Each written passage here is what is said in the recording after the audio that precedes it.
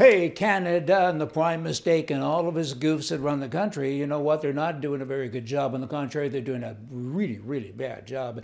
Immigration and so many other things come to mind. I want to share a little immigration story with you, if I can. In 1890, an American man, he was a real fan of Shakespeare, okay? And he realized while Shakespeare referenced birds more than 600 times in all of the plays, that the starling bird didn't exist in America, in the United States of America. And he said, you know what, I'm pretty well intended and I'm smart and I'm going to bring some birds over here and turn them loose in Central Park, which he did. He brought 60 starlings over, European starlings, and in 1890 he turned them loose. But here's the rub. He didn't ask anybody. He just did it. He didn't talk to the citizens of New York. He didn't talk to the mayor. He didn't talk to the president. He talked to nobody. He did it himself because he was well-intentioned. He thought he was doing a good thing. But as it turned out, now today, there's 200 million of those birds flying around the United States of America, and they destroy more than $1 billion worth of crops each and every year. They're obnoxious. Nobody likes them. You can't get rid of them. Immigration happened without talking to anybody, and look what happened. The whole culture of farming and birds, they attack other birds, and so on. They don't like any other birds unless they're a starling. What are you thinking about all of this? Are you kind of putting something together and thinking, hey, maybe that's kind of people? It could be a people thing. It's all about birds at the moment, but you know, 200 million of those little rascals, I mean, that's kind of a big deal.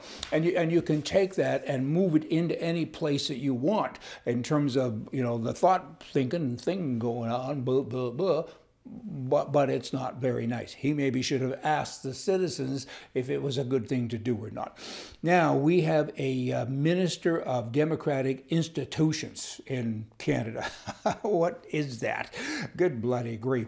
But anyway, he recently has said that the prime mistake, Mr. Trudeau, is a traitor to our country. Really, that's kind of interesting. And Trudeau thinks that social media companies act improperly because the government of the day has told them to do that, and don't let anybody say anything good. You know, it's kind of the socialist thing. I mean, you're entitled to your opinion as long as it's what I want you to think, okay?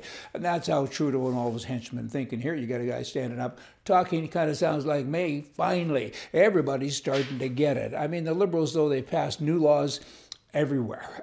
I mean, so many of them we never get to hear about. But here's a really interesting one. They're saying we're going to tackle impaired driving, okay? That sounds good. That's fuzzy and that's puffy, and we like that because drunk people kill, you know, many, many other people, good people, every year. So, but here's the rub on this one. The new laws remove the requirement that a police officer has reasonable grounds to suspect a driver is impaired before demanding a test, okay?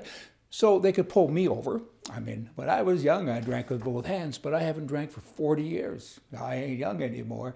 And if they pulled me over and I got rowdy and decided to charge them, I'm just part of the system, okay? I mean, taxpayer dollars, legal fees, court challenges, you know, it's going to aggravate everybody, and it's not necessary. You can't be like that. You have to have reasonable cause. I mean, Hitler's gone, and we don't want him back. And this prime mistake is saying, I'm Hitler. Basically, that's what he's doing. JTI McDonald Corp is a tobacco company, and they've been granted creditor protection now in Canada because a judgment is in place for $1.77 billion to smokers only in Quebec, to smokers who fell ill or were addicted.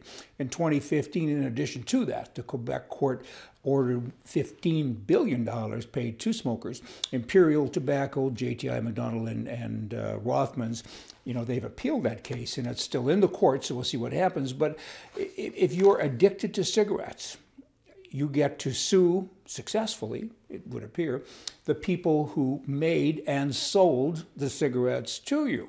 I mean, that's really crazy because cigarettes are illegal. But let's break this down, okay? Now we get illegal drugs. We have cocaine. And you're always reading about a cocaine dealer. He gets picked up. He wrecks people's lives, right? And people lose their lives because of these guys. So you can sue McDonald's tobacco company and Rothman's tobacco company because you smoked and got cancer, but you can't sue these bad guys. I don't think that makes any sense. Illegal drug dealers, criminals, they're treated better than those who actually use the drugs. The addicted ones, and now stretch it out to guns. There's 2.5 million legal gun owners in Canada, and they too are treated like criminals. So the government doesn't know where to aim, okay? They really don't. I mean, they're aiming at the wrong people.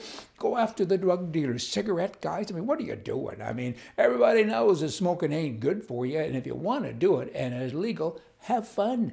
I mean, we're already paying bad stuff for you because of healthcare and everything else, and now you're bankrupting companies. They've got creditor protection. Great country, huh? Boy, oh boy. How do you get a liberal out of a tree? Cut the rope. Hey, y'all come back tomorrow. We're going to have more for you from the right. See ya.